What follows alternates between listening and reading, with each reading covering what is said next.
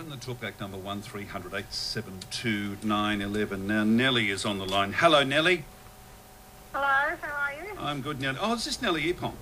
Nellie Epon, yes. Hello, Nellie. What are you talking about? I'm talking about our country here, down here at Innisfail, Cowley Beach. Yes. The destruction that's going on. Well, I was reading from the Cairns Post this morning that you've had this problem with four-wheel drives up and down the beach again. What's going on? Oh, what's going on this time is that, well, for a start, the track was opened about 6 to 7 weeks ago under the condition that they said to us, the traditional owners, that they were going to give the people, the community, a go with the track, and if they didn't behave this off, they'd close the track up permanently. And now what's happened is that track, there's been destruction 3 times. They've closed the gate up, repaired the destruction, fixed up the bollards and the vegetation and that, and then opened the gate up after 2 days. Now, this is the 3rd time.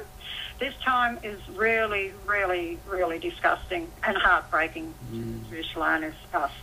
My son went down there at 8:30 in the morning monitoring because we still got turtle nests down there.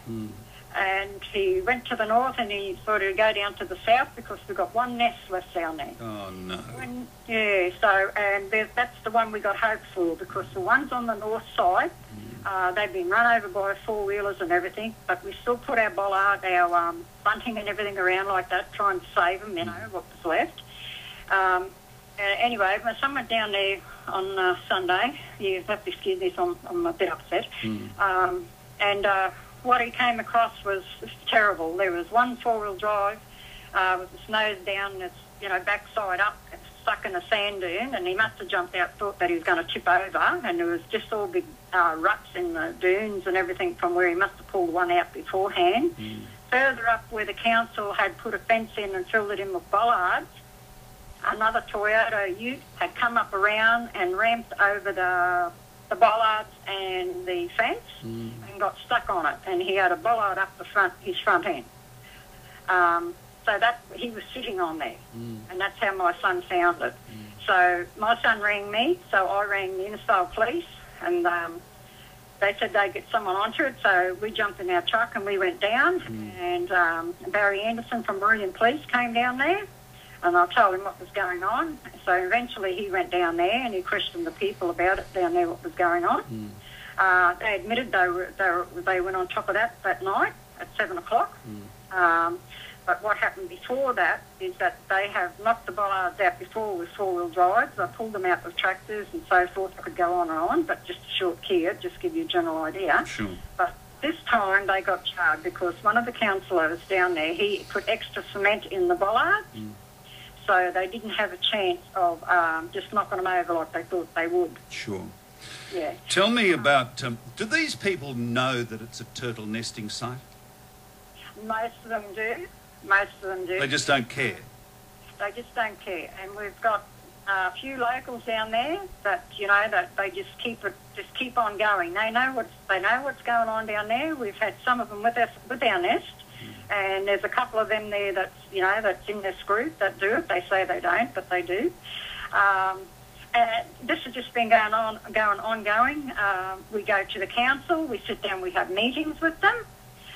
They make promises. We went down there after Larry, went through there. We said, yeah, all right. We went to advisory committee. We were in that. We got the track put through. So, right, give the people a chance. They destroyed that. A Serco man came along and, took a vehicle out and destroyed the vegetation that was left from Cyclone Larry and Yasiami. And he got a pat on the hand for that. Council didn't do anything about that. How many nests? Tell me this, Nellie. I've forgotten the figures. Gold Riddell's told me in the past. But how many turtle nests were there before all this destruction started? Originally, how many turtle nests might you have found on Cowley Beach? On Cowley Beach, we had over between Cowley Beach and Browns Beach. Yeah, we had over 30 nests all told. What do you got now? We got none left. We haven't had a turtle out yet. And seeing my husband's a traditional owner, he was told by the rangers that he was entitled to dig them up, and we didn't find any eggs. and that was including one of the nests that we had monitored, and the turtles were getting ready to come up. And we had Great Barrier Reef Marine Park Authority project officer and a compliance person come up, and they took photos, and they did see the evidence that it looked like the turtles were coming up, because the sand, it starts sinking when the turtles are coming up. Oh, okay. As they come out of their eggs, they're pushing their way up, see? So the sand's sinking down the bottom of them. And the hole was getting ready. So when we went back the second day after that day, because the next day we had to do all our paperwork, so we went back the second day, it was all flattened out, and dog marks and everything inside the bunting of the nest. So we knew straight away that it had been interfered with, but we didn't touch it until we got the ranger to come. So down. what had happened? Well, we are very confused what happened here, because there was definitely turtles in there ready to come out. So when the husband dug it up, he's a traditional owner, he's a senior elder of Mandubarra. When he dug it up, there was no eggs at all there. So if them turtles had hatched, there would have been eggs left in there, you know, like from them when the turtles came out. So we are very confused what happened there. Like a couple of the nests further up, they had been dug up. There's a new thing that we're trying out, an Ian Bell cover. It's made out of lattice work. Oh, okay. You cover that with sand, and seeing you monitor it every day, you know the days exactly. It's like 55 days they come out, so you go and you keep it, when they're ready to come out, we would lift that off. Sure. Now listen to me, Nellie, for a moment. How are you going to stop these rat bags roaring up and down the beach in their four-wheel drives and destroying this environment? We can't on our own. We're relying on the council and others, like Boom and all that. We want them to come to the party and try and do something. Like the council now, with what's happened now on Sunday, we've got photos and everything like that. Now, I've spoken to one of the councils this morning that went down there and investigated this damage. And I spoke to him and I said, well, what are you going to do about it? And he said, well, I've got to take it back now to the others there in the council, because he isn't the big boss. Sure. I said, okay, so have you got photos of the vehicle on the bollards? And he said, no. And I said, well, I have. So he asked me for one, and I said, no, what are you going to do with it? And he said, I can take it back. And I said, no. I said, we're going to use our photos how we want, so that we can get something done down here. I said, because we have been singing out for help.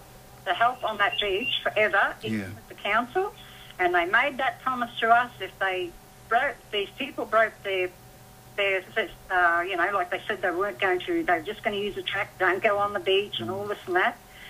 2 days after that track was open, they were back on the beach. Sure.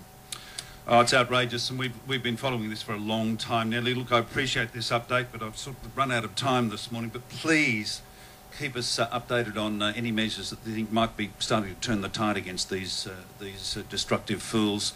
The number